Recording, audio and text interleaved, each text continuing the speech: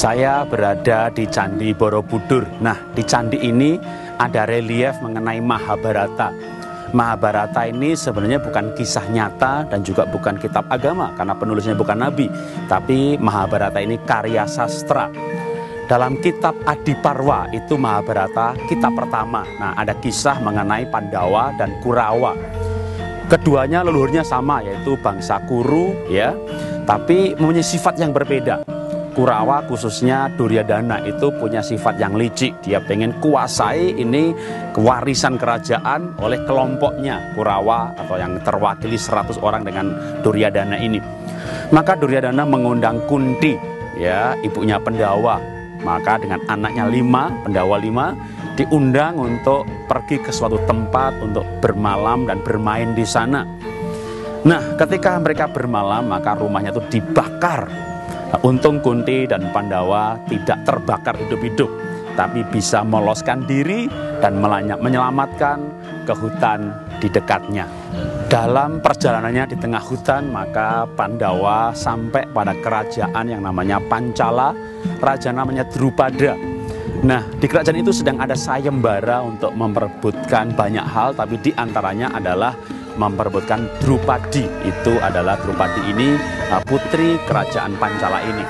Lalu Pandawa ini menggunakan pakaian penyamaran, ya, pakaian para Brahmana, mengikuti sayembara, dan tentunya Arjuna yang mewakili, dia punya kehebatan dalam hal memanah, memenangkan sayembara ini.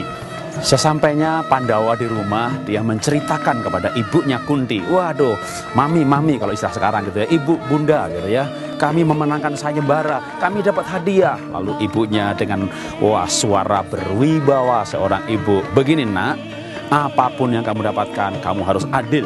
Itu hadiah harus dibagi 5. Tapi enggak tapi-tapian. Tapi bunda tidak tapi-tapian. Kamu harus mendengar orang tua, dibagi rata. Tapi tidak tapi-tapian, ya. Lalu sepakat dibagi 5. Nah, Kunti ibunya baru tahu bahwa hadiahnya termasuk Draupadi, seorang wanita. Karena tidak mau menjilat lidahnya dan kata-katanya, maka apa boleh buat? Draupadi harus menikahi 5 orang laki-laki, yaitu Pandawa. Kenapa? Karena Dewi Kunti sudah terlanjur mengambil keputusan harus dibagi rata. Apa sih inspirasinya dari kisah mengenai Draupadi yang harus menikahi 5 orang Pandawa ini? Menurut saya sebenarnya adalah mengenai orang tua, ya, yang harus mendengarkan anaknya. Orang tua memang harus mengambil keputusan, tapi kita belajar jangan mengambil keputusan sebelum mendengar dengan selengkapnya. Nggak boleh yang namanya orang tua atau atasan, pemimpin, pokoknya. Wah, dengarkan dulu. Makanya orang bijak berkata, bijaksana itu kalau orang lebih cepat mendengar tapi lamban berkata-kata. Banyak keputusan salah karena orang terlalu cepat mengambil keputusan tapi lamban di dalam mendengar. Sebaliknya orang yang bijaksana adalah orang yang cepat mendengar, mau mendengar dan baru berkata-kata. Cepat mendengar, mendengarkan dan baru mengambil keputusan. Bahkan anak saya bisa kecewa kepahitan kalau dia nggak mau didengarkan alasannya, langsung dihukum misalnya. Ya, ke dalam cerita ini bukan soal dihukum, ya, soal bagi hadiah. Tapi dalam kasus yang lain ketika anak tidak didengarkan, maka anak bisa terluka, kecewa, kepahitan. Nah, kecewa, terluka, kepahitan ini namanya masalah emosi. Ketika anak mengalami masalah emosi, maka dia akan mengalami masalah perilaku. Karena masalah perilaku itu karena masalah emosi. Lalu orang tua membetulkan perilaku dengan membuat peraturan, salah lagi.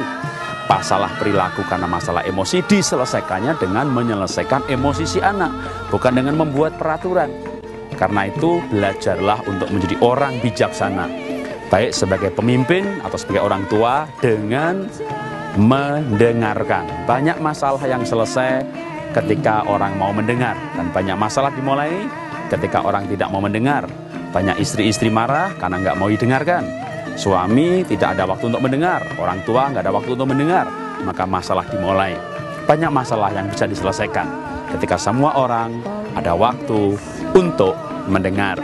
Itulah inspirasi dari kisah Mahabharata yang saya sampaikan langsung dari Candi Borobudur.